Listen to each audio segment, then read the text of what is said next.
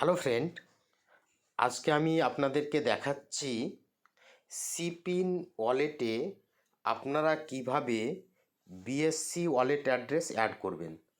তো আমি প্রথমে চলে যাব ওয়ালেট অপশনে। এই যে দেখাচ্ছি আপনাদেরকে, এই যে ওয়ালেট অপশন, এই জায়গাতে আপনারা ক্লিক করবেন। ওয়ালেটে চলে গেলাম, এখানে লেখা আছে এন্টার বিএসসি ওয়ালেট অ্যাড্রেস। এবার আমি ট্রাস্ট ওয়ালেটে চলে যাব। আমি ট্রাস্ট ওয়ালেটে চলে গেলাম। এবার আমি এখানে বিএনবি স্মার্ট চেন সিলেক্ট করব। বিএনবি স্মার্ট চেনে এবার আমি রিসিভ অপশনে যাব। এখান থেকে আমি অ্যাড্রেসটা কপি করব।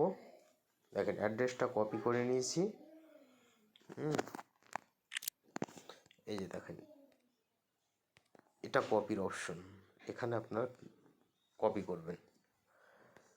এবার আমি চলে গেলাম বিএসসি ওয়ালেট অ্যাড্রেস অপশনে, পেস্টে ক্লিক করলাম, অ্যাড্রেস সেভ করে দিলাম। থ্যাংক ইউ, আপনারাও চেষ্টা করবেন।